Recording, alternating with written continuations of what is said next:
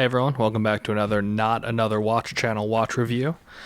Today won't be the same as the previous ones. I won't be doing an unboxing for this watch because unfortunately when I got this watch the box came broken, so there's really not much to unbox, but here's a quick look at it. It just is a simple, two-piece plastic shell that comes together in a little Swatch cardboard container. As you can see here, it is the System51, but the reason that I'm doing this one is because this is the Vintage 84, which was the collaboration with Hodinkee. So back in 2017, they released this Vintage 84 model. It was a different color scheme at the time, and I'll throw up a picture here. It was, darker. I think, honestly, it was a little bit cooler, but I tried hard. Couldn't grab one, so when I saw this one released, I pounced on it, and it overall is a great watch. It is this beautiful kind of royal dark blue. The face, to me, it kind of looks like a glow-in-the-dark white. Like you remember those stars you used to put on your bedroom ceiling that were like kind of opaque white looking? That's kind of what this looks like to me.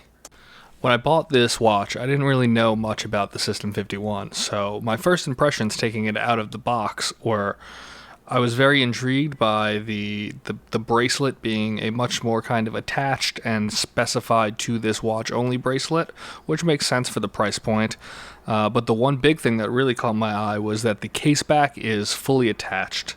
I'm guessing it's probably epoxied on there, but it is very clearly just a clear disc that is stuck over the back, and it's really not intended to be taken off. That being said, the movement and the actual design of the caseback area is gorgeous.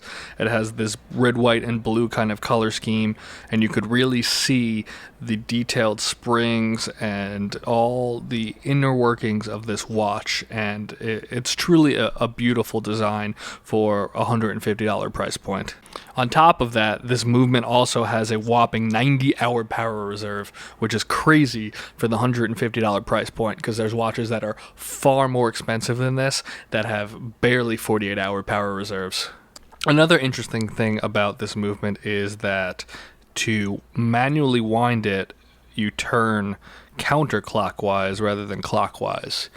And I've personally never seen that in any other watches. And it's cool because if you flip the watch over, you can really watch everything screw as you turn that crown. So it's kind of nice to be able to flip it over and see everything like that. Other than that, the movement is non-hacking, so you just pull it out, and the crown is actually kind of difficult to pull out, which is one of my complaints, but it's not a massive one because at this price point I wouldn't expect it to be buttery smooth, but you just pop it out and you adjust it as normal, so there's nothing too spectacular there. The bracelet on this watch is very nice. It's a very soft rubber. If you flip it over, you can see a lot of grooves in it, which I would assume help make some very nice airflow in the summer to help keep sweat down. It looks like it's fairly difficult to remove if you want to put on some sort of aftermarket strap, but I don't really see a need to do that with this watch, so I'm totally content with it being more attached than some other watches. My first big issue with this watch, though, is it is very loud. You can very much, when you're walking around wearing this watch and you're not in a loud space, you can hear that movement turning, and you could also feel it on your wrist. The second thing that I'm not absolutely crazy about, but at the end of the day, it's not the biggest deal, is that the Lume is only on the minute and hour hand. So it's fairly simple. It doesn't look too great at night. It doesn't look too bad. It's just very kind of straightforward for a watch that is not hundreds of dollars, but it is a nice looking minute and hour hand Lume, so I'll give them that, but it's not. I would have liked at least maybe the 3, 6, or 9 or some sort of other indices to help you get a little more dialed in at nighttime. Overall, though, I think this is a great watch. I think it's a cool collaboration idea between Hodinkee and Swatch, and hopefully someday this will be a piece that really sparks some conversations.